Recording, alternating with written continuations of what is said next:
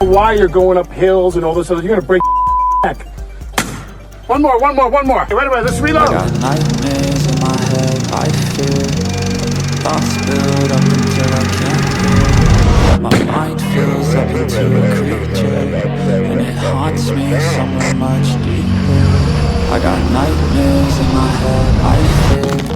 The thoughts build up until I can't hear. That my mind fills up into a creature, and it haunts me somewhere much deeper. Hello and a warm welcome to True Crime Rocket Science, the most authentic voice in true crime. A criminal summons has finally been issued to high-profile Hollywood actor ALEC Baldwin, charging him with negligent use of a firearm or alternatively use of a firearm without due caution or circumspection. It's interesting to me how many who are veterans in the true crime community repeatedly have told me that there's no case against ALEC Baldwin. If he didn't intend to shoot Halyna Hutchins, and I don't believe he did, then it was an accident, pure and simple. It's this same psychology we see applied to the Madeleine McCann case. If she fell in an accident, what's the big deal? And in the JonBenet Ramsey case. Many don't seem to realize that beyond intent, there are additional protocols and responsibilities people, that's parents, or in this case a movie producer, might have besides intent, such as a duty of care for those in their care or employ, and also following certain protocols when in a situation such as a movie set and while using firearms. I have to say I feel true crime is less good at determining what really happened in cases that fall in the subtle spectrum between outright murder and an accident. This case, in other words, is a test of one's ability to think critically, systematically, and in an integrated fashion. Movie sets like submersible crews and airplane construction involve many people, many moving parts, and particular protocols that are unique to those industries. In this analysis, I want to briefly deal with the legal mountain ALEC Baldwin is going to have to climb this February.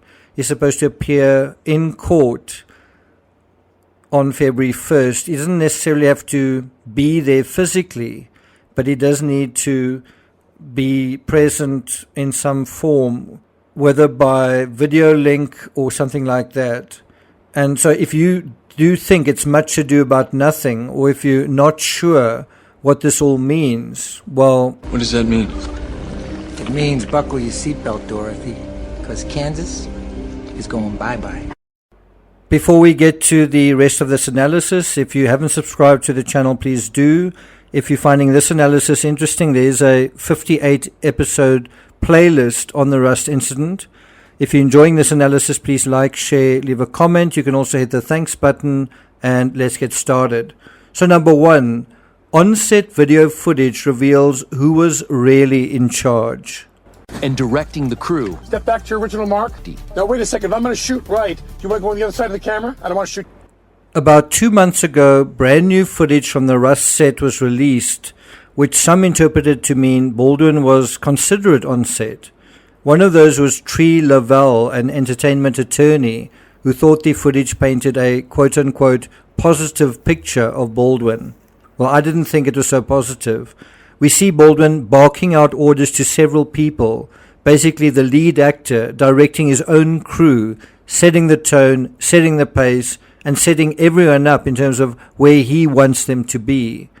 This is in stark contrast to what he told ABC News in his first exclusive interview, where he said it was Halyna who was directing him. Number two, he had to have pointed the firearm directly at Halyna. You cannot get away from the fact that in spite of what he said in the on-set footage about not wanting to point a firearm at the crew, or what he told ABC News that he would never point the firearm at anyone, the firearm had to have been directed toward the cinematographer and the director in order for them to be wounded. The question is whether he did this intentionally, because just this in isolation would be a violation of safety protocols on not just that movie set, but any movie set. In the footage, we also have confirmation of Baldwin working hard to gain verisimilitude. Verisimilitude. Verisimilitude is the appearance of being true or real. Many who are familiar with Baldwin have an impression of an intentional, determined, but not always and maybe not necessarily conscientious person. Number 3, Baldwin's boldest claim is that he didn't pull the trigger. Now, you may remember in the recent case of Hannah Payne, she unsuccessfully tried to convince the jury when she was on trial that it just went off, also that she didn't pull the trigger. Well, Baldwin is an actor. If he attends trial and testifies, which I imagine he might, who knows, he may have more influence swaying a jury on this critical point. The moment going on. It wasn't in the script for the trigger to be pulled. Well, the trigger wasn't pulled. I didn't pull the trigger. So you never pulled the trigger? No. I would never point a gun at anyone and pull a trigger at them, never. So what we know is it wasn't in the script for the trigger even to be pulled during the scene, and somehow the trigger was pulled. After a lengthy FBI investigation, it was apparently established that the weapon didn't fire itself because it couldn't have. Well, could Baldwin convince a jury otherwise? Number 4, it wasn't dumb luck.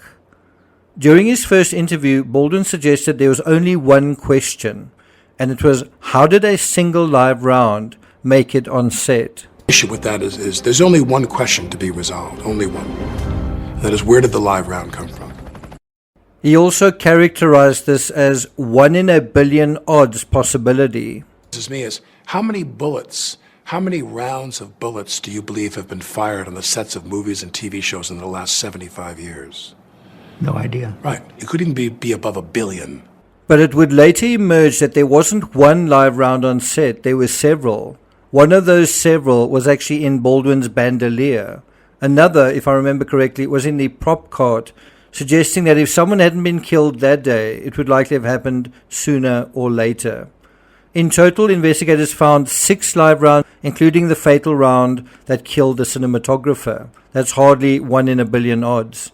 According to Vanity Fair, quote, a 551-page sheriff's report includes a revelation that makes the October 2021 shooting seem less like impossible bad luck and more like inevitability.